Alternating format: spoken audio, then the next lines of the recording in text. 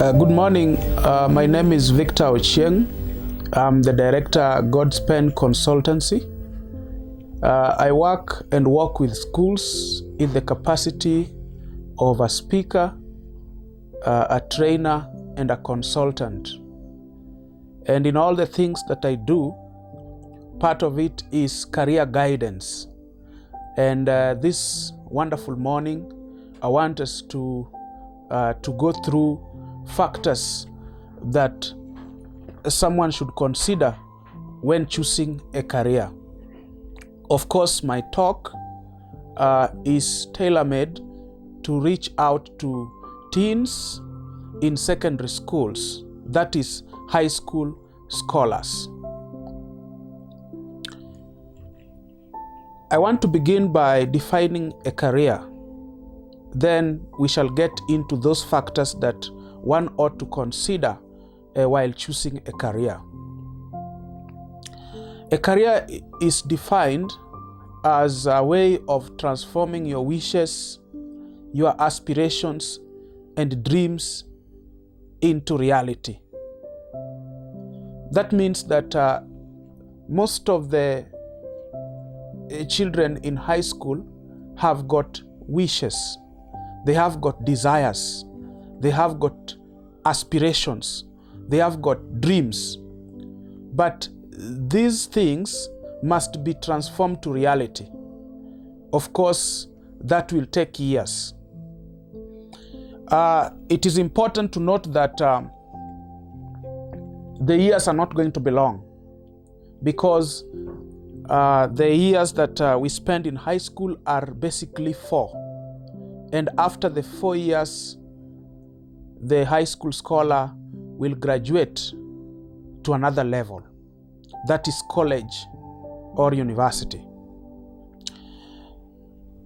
That is why a high school scholar should be in a position to think about his or her life in 5 years to come, in 10 years to come.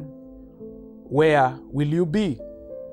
That is what my good friend Joe Mwangi addresses in his book, 10 years down the line. And he argues in that book that 10 years down the line, you'll either be an architect of your future or a prisoner of your past. So I do not know what you're thinking about in reference to your future. A career is also defined as a job or a profession that will enable you to prosper and make progress in life. It is important for young people to know that for them to make progress or for them to prosper in life in the distant future, then they must get a career. This week I was reading one of the wonderful books in my life that I've read. And the book was titled The Jewish Phenomenon by Steven Silbiger.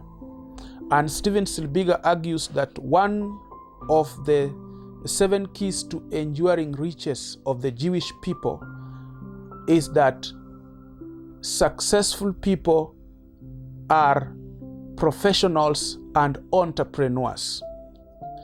That means that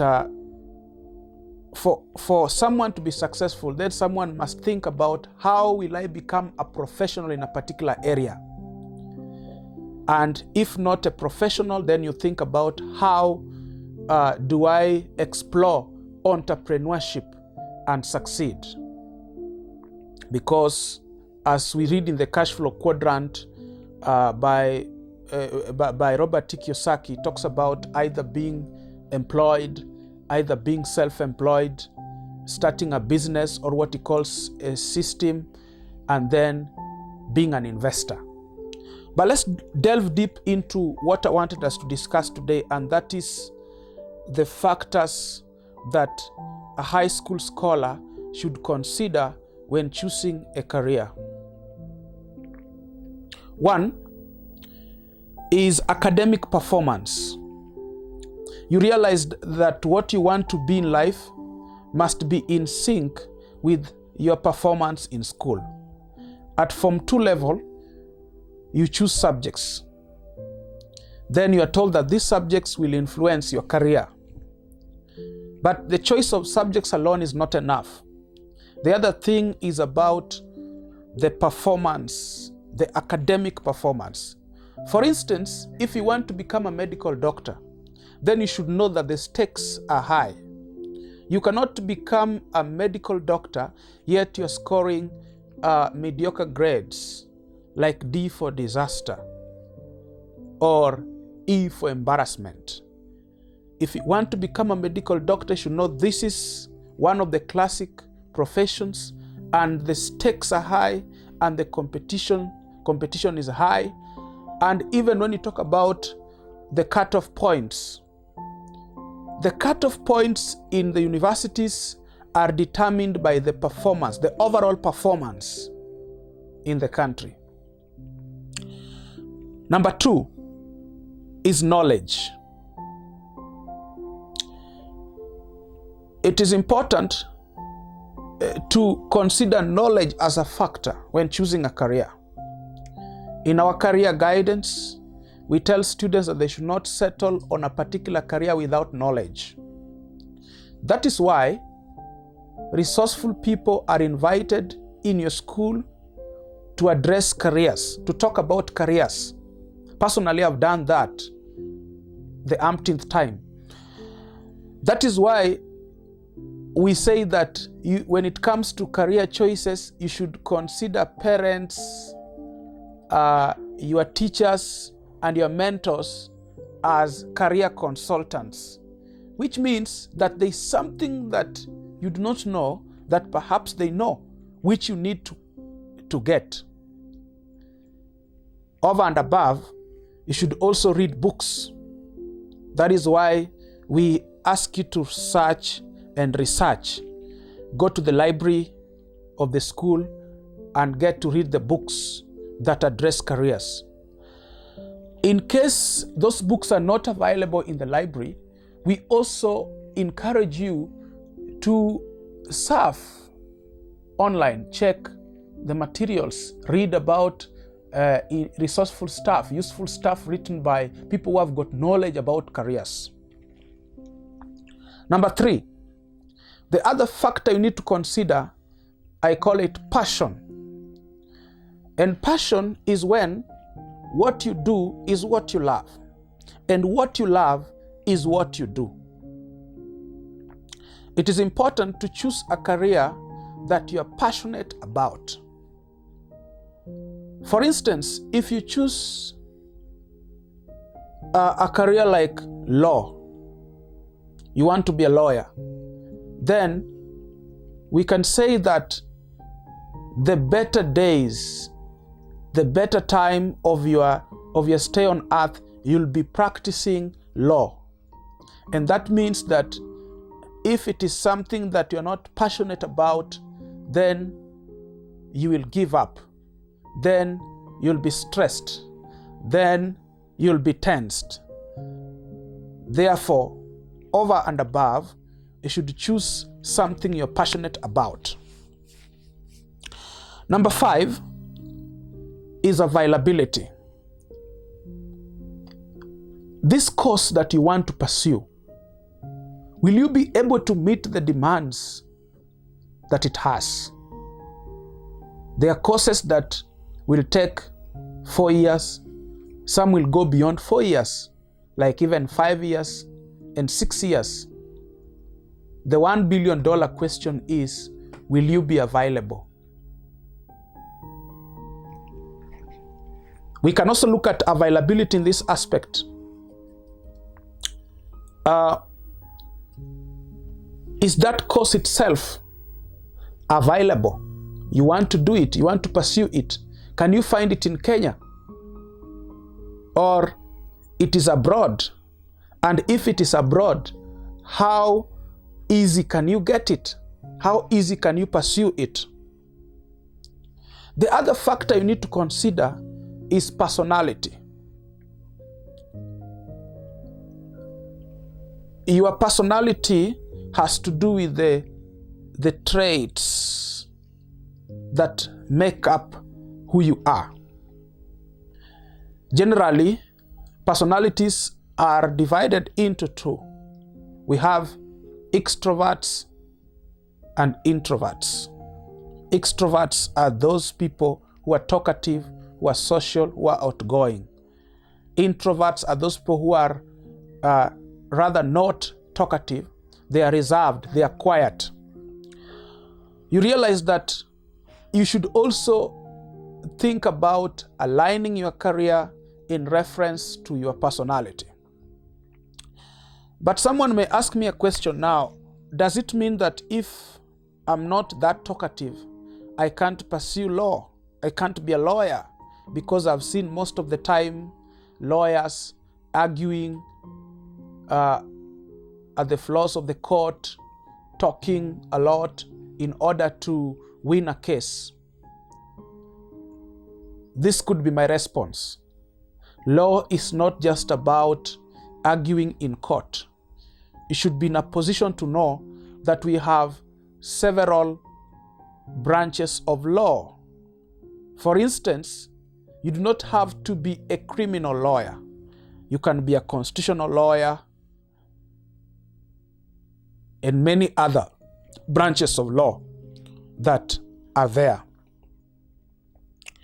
We also have, when you study personalities to a broader perspective, you'll also hear the personalities that are given to us by psychological pundits.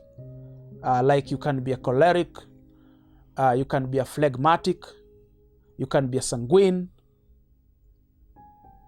etc., etc. I don't want to get into that because that looks deep. The other factor you need to consider is marketability. And when we talk about marketability, we are not talking about the course itself. We are talking about you as an individual. For instance, you want to become a journalist. You must understand that being a journalist is not just about having the academic qualifications, having the papers. Once you have studied journalism, and perhaps you have visited the Standard Media Group or the Royal Media Services or any other media group, you realize that before you get that job, for instance, you want to become a news anchor, you'll go for what we call auditions, so that they can test whether you can speak, so that you demonstrate ability. And that is what life is all about, demonstration of ability. Now, when I talk about marketability, what I want a high school scholar to understand is that if I want to become a journalist, I start carrying out myself like a journalist. That means that I get to understand that journalism requires proficiency of language. I need to know how to speak and how to write. That means that I will not struggle with adhering to the language policy.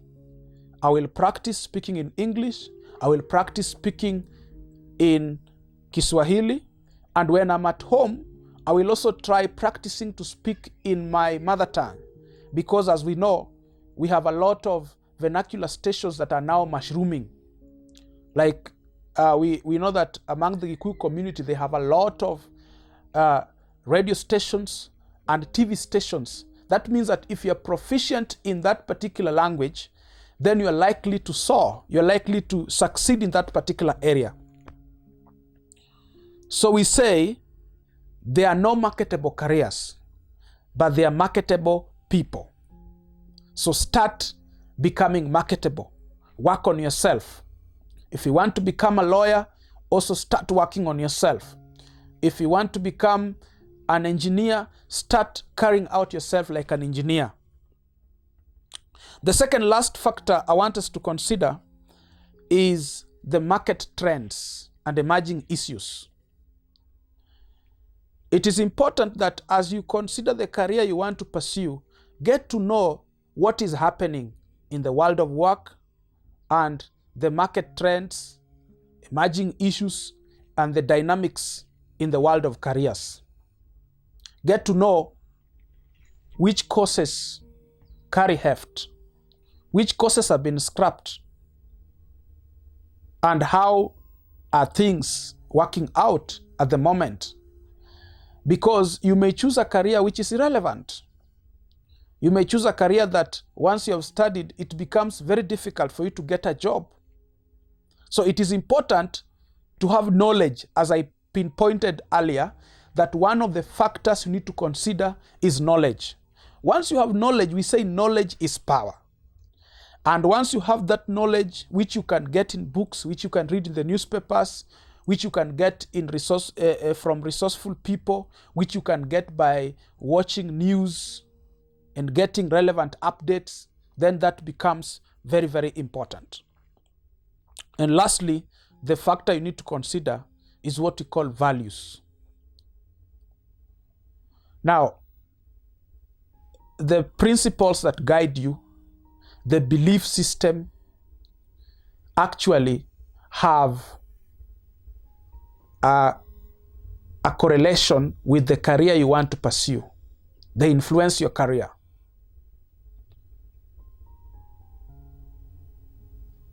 Very, very important. So, what are your values?